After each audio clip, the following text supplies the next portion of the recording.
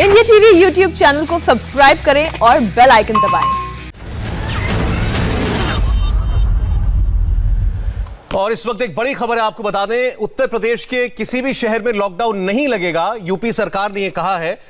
UP सरकार ने कहा है कि जीवन के साथ गरीबों की रोजी भी बचानी है और अभी यूपी में संपूर्ण लॉकडाउन नहीं लगेगा। यूपी सरकार कोरोना को नियंत्रण में करने के लिए कई सख्त कदम उठा रही है, ये यूपी सरकार का कहना है। अब थोड़ा समझना पड़ेगा इस खबर को, क्योंकि हमने आपको अभी चंद मिनट पहले ये खबर बताई कि इलाहाबाद हाईकोर्ट ने उत्तर प्रदेश के 5 शहरों में, जिनमें प्रयागराज शामिल है, लखनऊ शामिल है, कानपुर नगर शामिल है, गोरखपुर और वाराणसी, इन 5 शहरों में लॉकडाउन लगाने का 26 तारीख तक माफ कीजिएगा, यानी कि 1 हफ्ते के लिए लॉकडाउन लगाने का आदेश दिया था।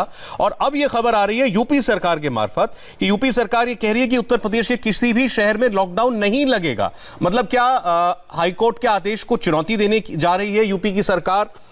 ये किस बेसिस पर ये बात सामने आई है हम आपको ये बताएंगे, लेकिन फिलहाल परिस्थिति ये है कि कोर्ट ये कह रहा है कि 5 शहरों में लॉकडाउन हो और यूपी की सरकार पूरे राज्य में 2 हफ्ते के लॉकडाउन पर विचार करे। और यूपी की सरकार कह रही है कि हम किसी शहर में लॉकडाउन नहीं लगाएंगे। हमारे साथ संबित पात्रा जी इस वक्त मौजूद हैं भारतीय जनता पार्टी से, और पवन खेड़ा जी कांग्रेस पार्टी से हमारे साथ हैं। आप दोनों का स्वागत है। चूंकि ये खबर अभी अभी आई है संबित जी, तो मैं नहीं जानता कि इसमें अभी और कितनी परतें हैं, लेकिन कोर्ट कह रहा है लॉकडाउन करने के लिए, यूपी सरकार कह रही है हमें रोजी भी बचानी है, जीवन भी बचाना है, हम लॉकडाउन नहीं करेंगे। अदालत एक तरफ, सरकार एक तरफ। देखिए सौरभ भाई, आपने बिल्कुल सही कहा कि ये खबर जब हम डिबेट में बैठ चुके हैं, अभी अभी आपने ब्रेकिंग दिया है, तो स्वाभाविक है हम भी इस विषय से अनभिज्ञ हैं। और दूसरी बात है, आपने यह भी कहा कि कोर्ट ने, इलाहाबाद हाई कोर्ट ने इस विषय पे कि 5 शहरों पे लॉकडाउन होना चाहिए, सरकार को इस पर विचार करना चाहिए, शायद ऐसा कहा है। नहीं सर, सरकार ने विचार के बाद 5 शहरों में लॉकडाउन का आदेश दिया और पूरे राज्य में 2 हफ्ते के लिए लगे, इस पर विचार करने के लिए कहा जी। तो मुझे लगता है अभी न्यूज़ आई है, हमें इस पूरे न्यूज़ को परखना भी पड़ेगा और किन उद्देश्यों को सामने रखते हुए उत्तर प्रदेश की सरकार ने इस प्रकार से कहा है, ये पूरे विषय की विवेचना करने के बाद ही बोलना उचित रहेगा।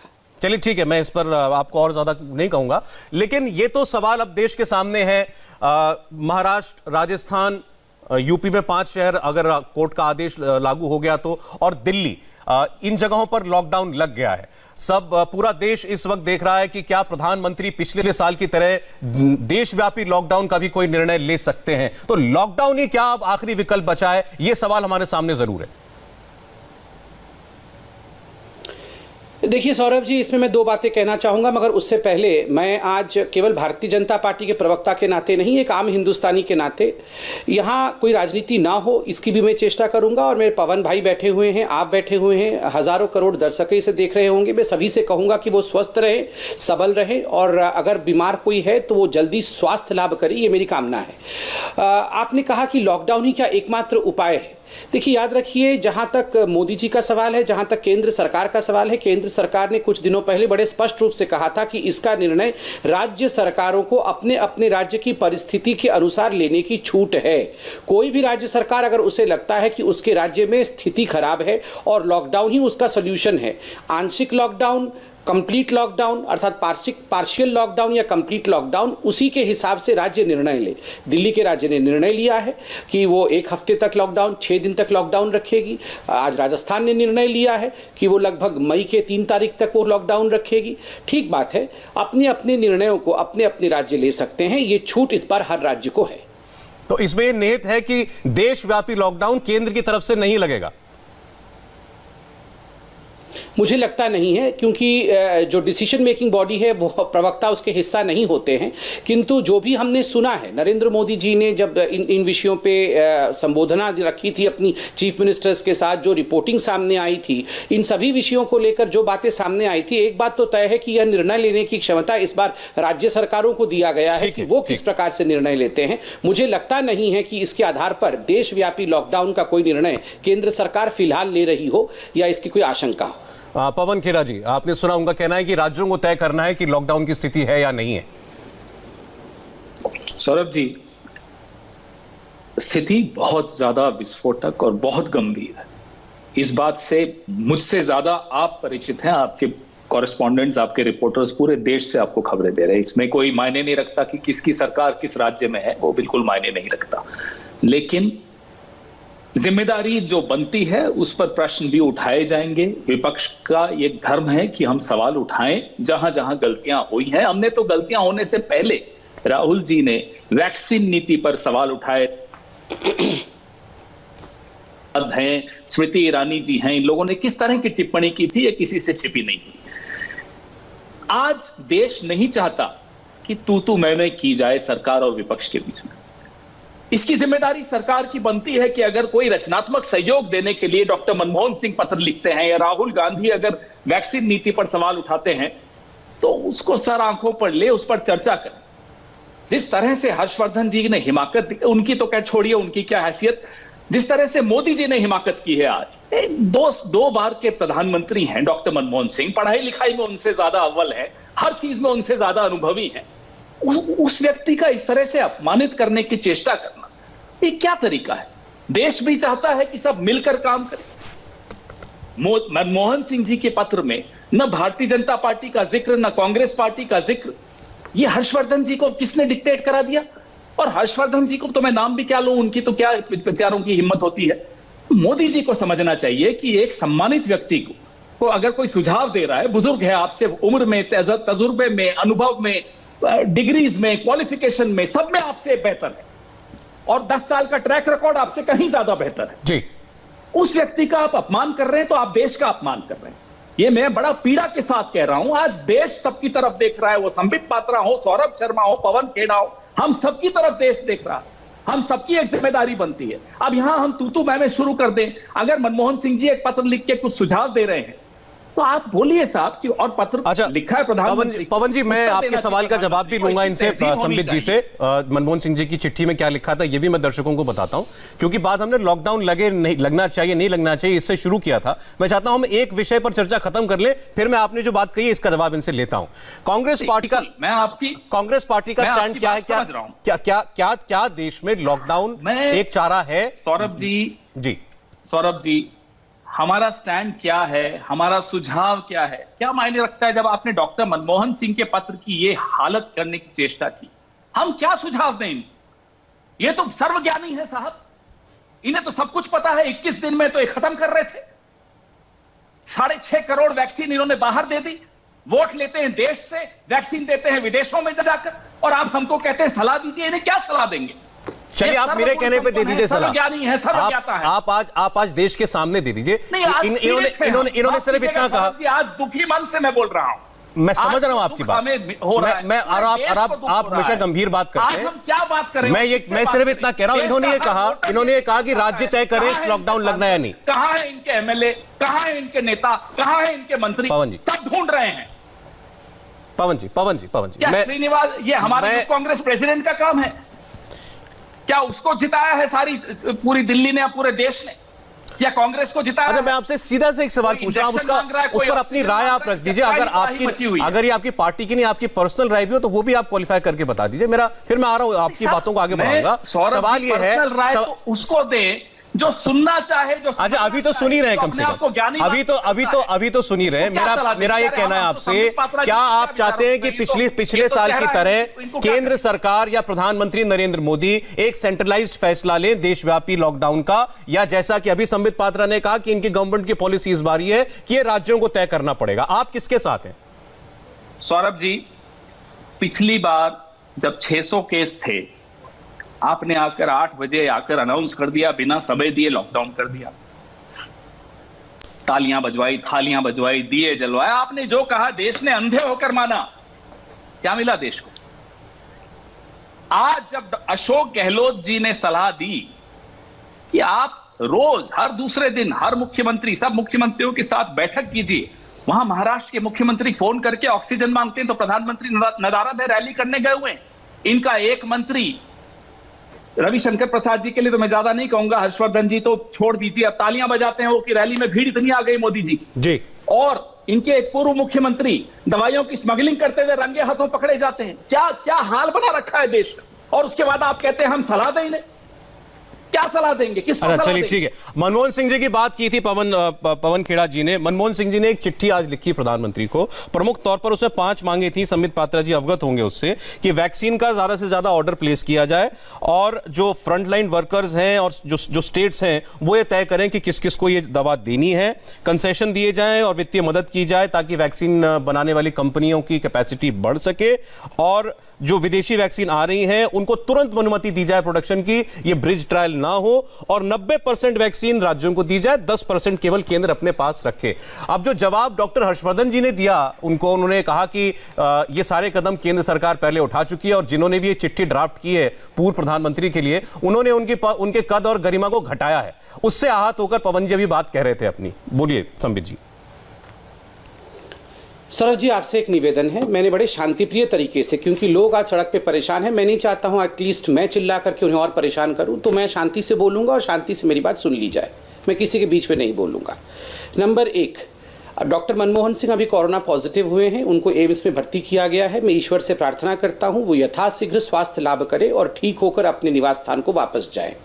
दूसरी बात है, जहां तक यह बार बार कहा गया डॉक्टर हर्षवर्धन जी की क्या औकात है, डॉक्टर हर्षवर्धन जी तो कुछ भी नहीं है, पढ़े लिखे ही नहीं हैं डॉक्टर मनमोहन सिंह के सामने। तो ठीक बात है, डॉक्टर मनमोहन सिंह बहुत उच्च कोटि के व्यक्ति हैं, इसमें कोई दो मत नहीं है, मगर डॉक्टर हर्षवर्धन की चिट्ठी में दिखाइए आप कितने अच्छे तरीके से साहब, सर, मोस्ट रिस्पेक्टेड सर, इस प्रकार से कहा गया है। जहां तक औकात का विषय है, डॉक्टर मनमोहन सिंह की औकात नहीं है, ये तो राहुल गांधी ने डॉक्टर मनमोहन सिंह के ऑर्डिनेंस को पब्लिकली फाड़ करके दिखाया था कि तेरी क्या औकात है। हम डॉक्टर मनमोहन सिंह की औकात को मानते हैं, हम हर किसी की औकात को मानते हैं, हम किसी की चिट्ठी फाड़ते नहीं है, उसका साइंटिफिक उत्तर देते हैं। बिल्कुल ठीक कहा मनमोहन सिंह जी ने कि आप ट्रायल बंद कर दीजिए वैक्सीन का और आप इसको अभी तुरंत लागू करवा दीजिए।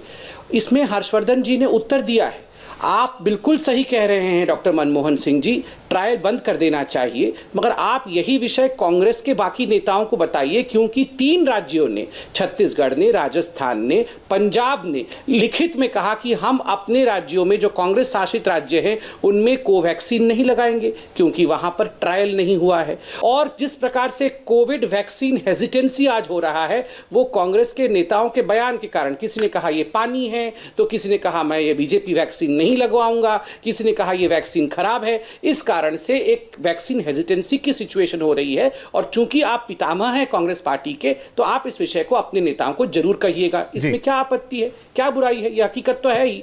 देखिए, यहां पर बार बार कहा गया कि जो वैक्सीन है उसको आप राज्यों को दे दीजिए, डॉक्टर मनमोहन सिंह जी ने कहा। देखिए, आज के अखबार का ये लिस्ट है, हर अखबार में छपा हुआ है, अमूमन हर दिन छपता है आजकल, किस राज्य के पास कितना वैक्सीन गया हुआ है, कितना पेंडिंग है, कितना दिया जा चुका है और कितना पाइपलाइन में है। एक भी ऐसा राज्य आज हिंदुस्तान में नहीं है। कल तक अर्थात संडे तक 13 करोड़ वैक्सीनेशन पूरे हिंदुस्तान में हो चुका है, जो कि अपने आप में एक रिकॉर्ड है। और मैं आज भी निवेदन करता हूं, किसी राज्य में कोई शॉर्टेज नहीं है। हाँ, जो 45 इयर्स के ऊपर लोगों को लगना चाहिए, कहीं ना कहीं मुझे लगता है हमें उनको एनकरेज करने की आवश्यकता है। आज भी वो आंकड़े महाराष्ट्र में खास करके बहुत कम हैं।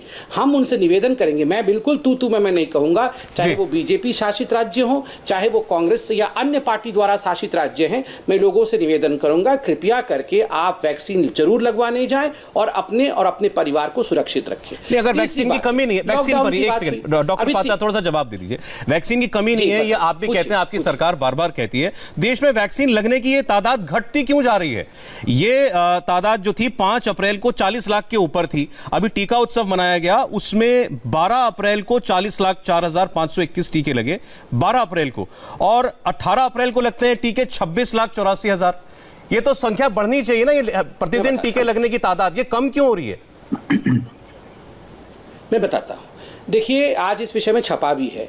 बहुत लोग जो खास करके बुजुर्ग हैं, 45 साल के ऊपर है, जिनको कोमॉर्बिडिटी है, अभी जो परिस्थिति कई राज्यों में, दिल्ली में, महाराष्ट्र में, राजस्थान में, उत्तर प्रदेश में जो परिस्थिति है, कई लोग डर के घर से निकलना नहीं चाहते। लॉकडाउन की परिस्थिति भी है। ऐसी परिस्थिति में कई लोगों को लगता है कि थोड़ा विषय सुधर जाए उसके बाद मैं वैक्सीन सेंटर जाऊंगा, कहीं मैं संक्रमित तो नहीं हो जाऊंगा हॉस्पिटल जाके या वो सेंटर पर जाकर। तो मुझे लगता है ये जो वैक्सीन हेजिटेंसी है, इसको हम सब मिलकर अपने अपने अपने स्तर पे दूर करने की कोशिश करे, राज्य सरकार भी इसको प्रोपेगेट करे, इसको एडवर्टाइज करे कि बिल्कुल निर्भय होकर आए और उनको प्रोटेक्टिव तरीके से वैक्सीन लगाया जाए। मगर मैं एक बात कह रहा था, उसको कह के मैं अंत करूंगा 10 सेकंड में। देखिए, ये मैं यहाँ तू मैं बिल्कुल नहीं करना चाहता, मगर गड़बड़ी क्या होती है। आज से 3 दिन पहले राहुल गांधी जी ने ट्वीट किया, उन्होंने ट्वीट करके कहा मोदी जी ने तो तुगलकी लॉकडाउन लगा दिया था। देखिए, हम लगाएं तो तुगलकी लॉकडाउन, आप लगा दें तो वो अच्छा लॉकडाउन। ये ऐसे कड़वा कड़वा थू थू और मीठा मीठा गप गप ऐसा तो नहीं हो सकता है। दोनों लॉकडाउन है। मैं बिल्कुल कहता हूं राजस्थान में एसेंशियल है, दिल्ली में अगर आज लॉकडाउन लगाया गया है तो कोई बुराई नहीं है, हम उसकी आलोचना नहीं करेंगे, क्योंकि आपकी राज्य सरकार को जरूर लगा होगा कि आवश्यक है तो लगाया गया। मगर जब मोदी जी लगाएं वो बिल्कुल तुगलकी है, और जब आप लगाए तो वो बहुत बढ़िया है। ऐसे कैसे हो सकता है? ये राजनीति बंद होने की आवश्यकता है। पवन खेड़ा जी इसका जवाब दे दें, और वैक्सीन कम क्यों लग रही है उसका जो तर्क उन्होंने दिया, उससे आप अगर सहमत हैं तो। काफी इन्होंने एक, मैं कहूंगा जिसको झूठ कोवैक्सीन के लिए 11 मार्च से पहले क्या कहा था कि दूसरा ट्रायल होने के बाद लगाएंगे, दूसरे ट्रायल के बाद लगने शुरू हो गए। मनमोहन सिंह जी ने ब्रिजिंग ट्रायल्स के बारे में लिखा है। ये देखिए कैसे लोगों को ये गुमराह करने की चेष्टा करते। आपको 1 साल मिला था, आपकी वैक्सीन नीति आपने सबको साथ लेकर नहीं चले, आपने मुख्यमंत्रियों से अपनी वैक्सीन नीति पे चर्चा नहीं की, किस राज्य को कितनी वैक्सीन चाहिए। अब आप स्पुतनिक पे क्यों मान गए और पहले क्यों नहीं माने थे, जरा उत्तर दीजिए। राहुल गांधी ने जब कहा तब उनकी हंसी क्यों उड़ाई गई, तब उन पर आरोप क्यों लगाया कि कमीशन लेते हैं उससे। फिर क्या अब आप कमीशन ले रहे हैं कि आपने उनको अलाउ कर दिया स्पुतनिक को और दूसरी कंपनी को। तो इस तरह की गलतियां जो आपने की हैं, गलतियां बिल्कुल सेहरा आपके सर पे बंधेगा, इसमें कोई बचने की कोई जरूरत नहीं है और ना बच सकेंगे आप। रही बात तुगलकी लॉकडाउन की, तो मैं बताता हूं कैसे था वो तुगलकी लॉकडाउन। आज 8 बजे आते हैं और कहते हैं रात को 12 बजे से लॉकडाउन हो जाएगा। न मजदूरों की चिंता, न जो मिडिल क्लास की चिंता, न ईएमआई वालों की चिंता, न जिनको किराया देना है उनकी चिंता, किसी की कोई चिंता नहीं। हमने सिर्फ ये कहा कि आप अपने मुख्यमंत्रियों से सलाह लेकर काम करिए। और मुख्यमंत्री क्या करता है? मुख्यमंत्री अपने डीएम से सलाह लेता है, अपने कैबिनेट से सलाह लेता है, तो उसको मालूम है कि किस जिले की क्या स्थिति है। राजस्थान के मुख्यमंत्री ने लॉकडाउन लगाया, उससे पहले 5-6 राउंड्स की बैठकें की अपने तमाम कलेक्टर्स के साथ, उसके बाद ये निर्णय लिया। तुगलकी नहीं है। तुगलकी ये होता है कि 8 बजे आए और तालियां बजा दो, थालियां जला दो, ये दिए जला दो, ये तरीका होता है। ये देश का प्रधानमंत्री है और 1 साल मिला, आपने क्या किया वैक्सीन नीति पे? वैक्सीन की योजना कैसे बनाई? क्यों 6.5 करोड़ वैक्सीन आपने विदेशों में बेची? क्या नोबेल प्राइज चाहिए आपको? क्या चाहिए आपको? अपने देश को आपको नहीं की चिंता नहीं है आपको, और चले बाहर नोबेल प्राइज लेने। ये क्या तरीका बना रखा है आपने? और फिर कहते हैं कि तू मैं नहीं करेंगे। अरे साहब, देश उम्मीद कर रहा है कि विपक्ष तो कम से कम आवाज उठाए। आप तो चले जाएंगे बंगाल में रैली करने। कुंभ मेले में साधु संतों को सलाह देते हैं प्रधानमंत्री जी की कुंभ मेला बंद कर दो जी, और खुद चले जाते हैं 2 घंटे बाद रैलियां करने और कहते हैं देखो मुझे चारों तरफ लोग ही लोग नजर आ रहे हैं। अरे लोग तो नजर आ रहे हैं, शमशान में जो अर्थियां पड़ी हैं वो नहीं नजर आ रही आपको? अस्पतालों के बाहर जो लाइनें लगी वो नहीं नजर आ रही आपको? ऑक्सीजन के लिए त्राही मत करते हुए पत्रकार मारे जा रहे हैं उत्तर प्रदेश में, वो नहीं सुनाई दे रहा आपको? और ये क्या है 45 साल? क्यों पत्रकार क्या फ्रंटलाइन वॉरियर नहीं है? क्या पत्रकारों को आपको वैक्सीनेशन नहीं देना चाहिए? ये तमाम सवालों के जवाब कौन देगा? और स्वास्थ्य कर्मियों का से इंश्योरेंस कवर क्यों हटा दिया आपने? ये क्या ये इनाम दे रहे हो आप डॉक्टरों को कि आपने? मैं जवाब ले लूं पवन जी। इंश्योरेंस कवर स्वास्थ्य कर्मियों से हटा दिया, क्यों हटाया है? जवाब दीजिए। जवाब लेता हूं। ये देखिए संबित जी, मैं इसमें नहीं जा रहा अभी कि आपकी सरकार ने क्या किया या राज्य की सरकारों ने क्या किया। आप बोलिएगा, मैं एक आम आदमी के मन की बात आपसे कहना चाहता हूं। हम तो कहते थे अपने आप को, भारत को मानते हैं फार्मेसी ऑफ द वर्ल्ड। हम क्या दुनिया मानती है कि हम दुनिया की दवा की दुकान है? लेकिन उस जगह पर वैक्सीन की कमी हो जाए, आप कहते हैं कमी नहीं है, लेकिन इनका कहना है कमी है। ऑक्सीजन की शॉर्टेज राज्य रिपोर्ट करने लगे, इंजेक्शन ना मिले, दवा ना मिले, और ये तो आपको भी बहुत लोग फोन करके आपसे मदद मांगते होंगे, तो इसमें भी कोई झूठ नहीं है। ऐसा कैसे हो गया?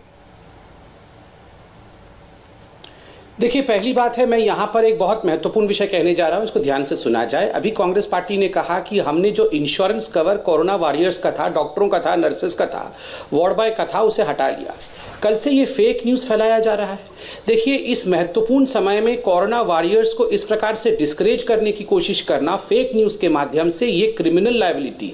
और मैं बताता हूं, कल इस विषय पर हेल्थ मिनिस्ट्री ने ट्वीट किया है कि हमने 1 साल के लिए जो इंश्योरेंस दिया था उसको मार्च महीने में एक्सपायर होना था, उसको बढ़ाकर अप्रैल 24 किया। अप्रैल 24 के बाद हम वेंडर चेंज कर रहे हैं, हम सिस्टम को बंद नहीं कर रहे हैं, हम इंश्योरेंस कवर को बंद नहीं कर रहे हैं। जो इंश्योरिंग एजेंट था उस वेंडर को चेंज कर रहे हैं। न्यू इंडिया एश्योरेंस वो नया वेंडर होगा, अब वो कवर नया वेंडर देगा। और यहां कल से कुछ लोग ये क्रिमिनल काम कर रहे हैं कि डॉक्टरों को, नर्सेस को, वार्ड बॉय को ये गलत खबर दे रहे हैं कि इंश्योरेंस कवर बंद कर दिया गया। आप बोलिए, यहां पर गलती का सेहरा, अभी यहां कहा गया गलती का सेहरा मोदी जी के माथे बांधने के लिए आप फेक न्यूज क्रिमिनल लायबिलिटी के साथ स्प्रेड कर रहे हैं। और मैं आज पूरे हिंदुस्तान से कहना चाहूंगा, आप इन फेक न्यूज के चपेट में, मेरे तमाम कोरोना वॉरियर्स भाई जो ये सुन रहे हैं, ये जो कांग्रेस पार्टी और खास करके राहुल गांधी ने भी ट्वीट किया है। राहुल गांधी झूठे हैं, झूठा ट्वीट किया है उन्होंने कि हमने इंश्योरेंस बंद किया है। मोदी जी ने इंश्योरेंस कवर बढ़ाया है। जो 50 लाख का इंश्योरेंस आपका था वो आपको मिलेगा, केवल वेंडर बदला है अप्रैल 24 के बाद। आप मेरी बात पर विश्वास करें ना करें, कल मिनिस्ट्री ऑफ फैमिली वेलफेयर और हेल्थ ने इसको ट्वीट किया है। उनके साइट पे जाके पूरे विषय का अध्ययन करें, इन क्रिमिनल चीजों पे फंसे ना, नंबर 1। नंबर 2, आपने कहा आपने बहुत सारी बैठकें की, सारे डीएम के साथ बैठक करके आपने राजस्थान में थोड़े दिनों के लिए जो है लॉकडाउन लगाया। देखिए, नरेंद्र मोदी जी ने, आपको क्या लगता है वहां पर एक कमेटी नहीं थी, वहां बैठक नहीं हो रही थी? उन्होंने अपने आप सपने में सोच लिया कि मैं लॉकडाउन लगा लूंगा और उसके बाद जो है कोरोना खत्म हो जाएगा। बार बार ये जो कहने की कोशिश की जा रही है कि आप तो 18 दिन में नरेंद्र मोदी जी ने कहा था कि हम कोरोना समाप्त कर देंगे, नहीं। नरेंद्र मोदी जी ने साइंटिफिक तरीके से कहा था लॉकडाउन के माध्यम से हम उस साइकिल को तोड़ने का प्रयत्न करेंगे जिससे कि साइकिल रुके। अभी भी जो लॉकडाउन हो रहा है, क्या आप कह सकते हैं कि दिल्ली में लॉकडाउन या राजस्थान के लॉकडाउन के बाद कोरोना समाप्त हो जाएगा? नहीं, आप भी प्रयास कर रहे हैं कि वो साइकिल टूटे, जिसके कारण आज अगर 1 लाख केस आ रहा है, दिल्ली में 25,000 केस आ रहा है, तो ये कम हो, ये आप दावा नहीं कर सकते हैं कि लॉकडाउन के कारण कोरोना समाप्त हो जाएगा। ठीक उसी प्रकार जिस प्रकार आप मोदी जी को चिढ़ाने की कोशिश कर रहे हैं कि वो कह रहे थे 18 दिन में खत्म हो जाएगा, वो इस चक्र को तोड़ने की कोशिश कर रहे हैं। अब लॉकडाउन की इफेक्टिवनेस सब समझते हैं। अब मैंने आपसे आप जो दवा को लेकर बात की थी, दवा ऑक्सीजन को लेकर प्रधानमंत्री को बैठक करनी पड़े, इंजेक्शन को लेकर मुख्यमंत्री को, प्रधानमंत्री को फोन करना पड़े, वो कहते हैं मुझे जवाब ये मिला कि मैं वो रैली में है बंगाल में, बाद में जवाब देंगे। ये हो क्या रहा है? ये तो इसका तो जवाब कोई तो देगा ना। नहीं, एक सेकंड, मैं जवाब देता हूं। उद्धव जी ने कहा, अभी जो बताया गया कि उद्धव जी को नरेंद्र मोदी जी ने जवाब नहीं दिया क्योंकि नरेंद्र मोदी जी रैली में थे। ये कहां पे लिखा है? ये उद्धव जी ने कहा कि मैंने फोन किया और नरेंद्र मोदी जी ने रिप्लाई नहीं किया और वो रैली में थे। देखिए, ये रेटोरिक्स डिबेट में अच्छे लगते हैं, और देखिए यहाँ पर हम डिबेट में कुछ कंस्ट्रक्टिव करके जाएं, या हम अगर भ्रुकुटी तान करके बैठेंगे, मैं यहाँ पे गाली दूं, मेरे भाई वहाँ गाली दे, तो लोगों को 1 पैसे का भलाई नहीं होने वाला है। ऑक्सीजन को लेकर प्रधानमंत्री जी ने, नरेंद्र मोदी जी ने क्या क्या किया है, मैं ये कॉन्फिडेंस बिल्डिंग विषय आपकी जनता को बता दूं। यहाँ पर नंबर 1, 12 राज्यों में ऑक्सीजन की डिमांड बढ़ी है। अप्रैल 12 तक मात्र 1000 से 2000 लीटर मेगा MT ऑक्सीजन जो है, मेट्रिक टन ऑक्सीजन, वो आवश्यकता थी केवल मेडिकल यूज के लिए, जो कि बढ़ करके अब हिंदुस्तान की सरकार ने निर्णय लिया है कि 7127 मेट्रिक टन ऑक्सीजन हिंदुस्तान निर्माण करेगा और 50,000 मेट्रिक टन हम इंपोर्ट करेंगे।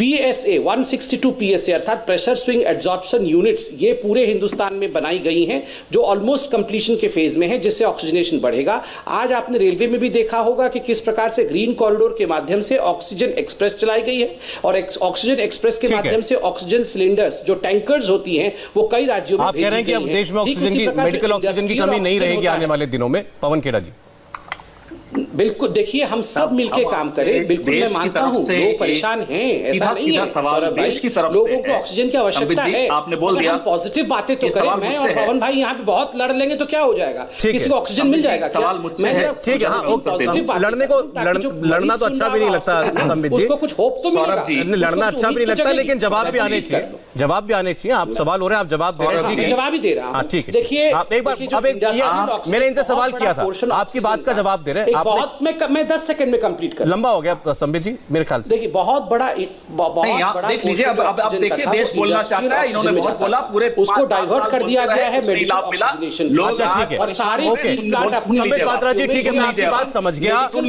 ये सारी बातें हम भी बता रहे हैं कि केंद्र ने क्या कदम उठाए, ये न्यूज में आ चुका है। पवन खेड़ा जी जवाब दीजिए।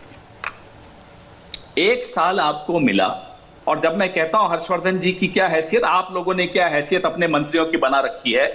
आप पीयूष गोयल कहते हैं कि ऑक्सीजन की खपत कम कर दी जाए, ये क्या जिम्मेदार मंत्री है? क्या ये जिम्मेदार टिप्पणी है? ऑक्सीजन की खपत कैसे कम होती है जरा बताएं। राज्यों को सलाह दे रहे हैं ऑक्सीजन की खपत कम की जाए, ये तुगलकी नहीं है तो क्या है? बड़ा तुगलक बैठा है, उसके कैबिनेट में छोटे छोटे तुगलक बैठे। और अभी आपने देवेंद्र फडणवीस जो रंगे हाथों पकड़े गए हैं स्मगलिंग करते हुए दवाइयों की, उसका जवाब नहीं दिया। वो क्या चाहते थे कि महाराष्ट्र की जनता को न मिले दवाई और वो चली जाए गुड़गांव, गुजरात। बहुत देर से आप भी रोक नहीं बोला, आप चुपचाप सुनिए। आप जवाब दे दीजिएगा संबित जी, संबित जी आप संबित जी इनके बाद जवाब दे दीजिएगा। संबित जी इनके बाद जवाब दे दीजिएगा। आप जवाब ऐसे नहीं बोल रहे, जवाब नहीं कर रहे थे, कहां से शब्द ये बार-बार बोल रहे हैं देवेंद्र फडणवीस स्मगलर है। आप हिम्मत रखिए सुनने की, आपके आपसे पूछिए, मैं जवाब देता हूं। आपकी आपत्ति रिकॉर्ड हो गई, आप अपनी बारी में जवाब दे दीजिएगा उसका। संबित पात्रा जी आप जवाब दे दीजिएगा, आपके पास आ रहा हूं इसके बाद। कर रहे थे तो महाराष्ट्र की पुलिस क्या कर रही थी? अरेस्ट क्यों नहीं कर रही थी? संबित पात्रा जी, संबित पात्रा जी, संबित पात्रा जी आप बोले, अरेस्ट क्यों नहीं किया? काफी बोले, इन्होंने सुना, अब आप इनको सुनिए। आपको इनके शब्द में आपत्ति है, अपनी आपत्ति बता दीजिएगा, लेकिन इनको बोलने तो दीजिए, बोलने तो दीजिए। खोरी और जमाखोरी करते हुए रंगे हाथों पकड़े गए, दवाई की स्मगलिंग करते हुए पकड़े जा रहे हैं। तो क्यों नहीं अरेस्ट किया? अगर जमाखोरी करते हुए पकड़े गए थे तो क्यों नहीं अरेस्ट किया? क्यों पैसे खा के चुप बैठ गई? क्या राहुल गांधी कितने पैसे खाए हैं जो राहुल गांधी ने इंस्ट्रक्शन दिया कि अरेस्ट मत करिए? मुझे जवाब दीजिए, अगर रंगे हाथों पकड़े गए तो अरेस्ट क्यों नहीं हुए? क्यों नहीं हुआ? फार्मेसी कंपनी अरेस्ट हुआ, क्यों माफी मांगनी पड़ी मुंबई पुलिस को? संबित जी, संबित जी, संबित जी, संबित जी, संबित जी, उस फार्मेसी संबित पात्रा जी, क्यों छोड़ना पड़ा? संबित पात्रा जी, अब आपने भी वैसे ही शब्दों का इस्तेमाल कर लिया ना इनके लिए, अब बात बराबर हो गई। इनकी बात सुन लीजिए, उस पर जवाब दीजिएगा। करने लग रहा है, ये क्या हालत बना रखी देश की। हम एक्सपोर्ट करते थे वैक्सीनेशन, हम एक्सपोर्ट करते थे दवाइयां, आज इंपोर्ट करने पे मजबूर कर दिया। यह है नरेंद्र मोदी जी का कुशासन। ये 1 साल मिला, क्या करते रहे? रैलियां करते रहे या सरकारें गिराते रहे? या क्या लफाजी से देश चलता है? लफाजी से सरकारें चलती हैं? लफाजी से आप अपनी पार्टी चलाइए, अपनी शाखाएं चलाइए, लफाजी से देश में चलाइए। देश के स्वास्थ्य के साथ खिलवाड़ में नहीं होने दूंगा। मजाक बना रखा है क्या? देवेंद्र फडणवीस नहीं गए थे डीसीपी को धमकाने रात को? क्या रंगे हाथों नहीं पकड़े? अच्छा चलिए जरा देवेंद्र फडणवीस वाला जो प्रकरण था उस पर बात कर लेते हैं, समय कम रह गया जी। ठीक है, एक सेकंड। देवेंद्र फडणवीस ये कह रहे हैं कि मैं महाराष्ट्र के लिए ही, वो ये कह रहे हैं मैं महाराष्ट्र के लिए ही रेमडेसिविर लेने गया था। पवन खेड़ा जी, पवन खेड़ा जी, पवन खेड़ा जी, पवन खेड़ा जी, अस्पतालों में क्या आपने देवेंद्र फडणवीस का नाम लेकर के कहा कि वो स्मगलिंग कर रहे थे। वो ये कह रहे हैं कि मैं महाराष्ट्र के लिए दवाई ले रहा था। अभी मैसेज आया है, क्या कह रहे हैं? केस भी होगा, मगर पहले मुझे उत्तर देने दीजिए। परमिशन से ले रहे थे, लीजिए वो दवाई ले ली जाएगी, क्योंकि इंडिया टीवी में देवेंद्र फडणवीस के ऐसे शब्दों का प्रयोग किया गया है। मुझे लगता है इंडिया टीवी को इसकी सफाई देने का मौका देना चाहिए और सुन लिया जाए इस बात को ध्यान से। देखिए 2 बार कहा गया कि देवेंद्र फडणवीस जी स्मगलिंग कर रहे थे। मैं आज पूछ रहा हूं, अगर देवेंद्र फडणवीस जी स्मगलिंग कर रहे थे तो मुंबई पुलिस ने माफी क्यों मांगा? मुंबई पुलिस ने अरेस्ट क्यों नहीं किया? दरअसल मुंबई के एफडीए ने भी, राज्य के एफडीए ने भी और सेंट्रल एफडीए के परमिशन के बाद ये जो रेमडेसिविर था जिसका पेमेंट बीजेपी ने किया, ये महाराष्ट्र की सरकार को देने के लिए प्रोक्योर किया गया था। उसके बावजूद ये सब कुछ जानते हुए केवल वसूली करने के लिए जिस प्रकार से महाराष्ट्र की सरकार ने आधी रात को बुलाकर कंपनी के लोगों को बैठाया था, ये केवल और केवल 100 करोड़ वसूली का मामला है। आप हर चीज से से भी, आप इंजेक्शन से भी वसूली करना चाहते हैं। यही है महाराष्ट्र सरकार की हकीकत। पवन जी मेरे पास समय नहीं है, लेकिन मैं इस विषय को ऐसे नहीं जाने देना चाहता, एक गंभीर विषय है। अभी संबित जी ने कहा कि, और देवेंद्र फडणवीस ने भी ये कहा था कि वो दवाई हम महाराष्ट्र सरकार के लिए ले रहे थे। इनका सवाल ये है संबित जी कि वो इंडिविजुअल कैपेसिटी में ले, एक सेकंड में जवाब लेने दीजिए पवन जी, 1 मिनट। क्या वो दवा जिसका एक्सपोर्ट बैन हो गया है वो देवेंद्र फडणवीस इंडिविजुअल कैपेसिटी में ले रहे थे महाराष्ट्र के लिए? आपकी पार्टी ले रही थी, कैसे ले रहे थे, ये सवाल आप लेके दिखाइए जरा।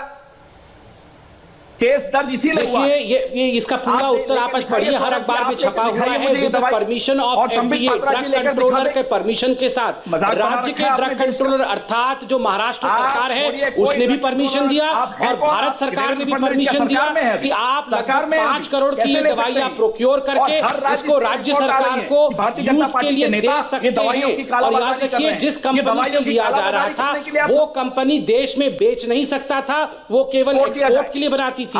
याद रखिए, इसलिए ये परमिशन लेकर के महाराष्ट्र की सरकार को देने के लिए प्रधानमंत्री ने आज 2 अहम बैठक की, एक डॉक्टर्स के साथ, एक फार्मा कंपनियों के साथ। उम्मीद करते हैं कि उससे कम से कम इन चीजों की जो कमी हो रही है देश में वो कम से कम दूर होगी और कोई बड़े कदम देश की सरकार उठाएंगी राज्य सरकारों के साथ साथ। पवन खेड़ा जी शुक्रिया आपका, संबित पात्रा जी आपका भी शुक्रिया। अब वक्त है क्रिकेट का। आज आईपीएल में राजस्थान और चेन्नई की टक्कर में किसका पलड़ा है भारी, देखिए एक ब्रेक के बाद क्रिकेट धमाका।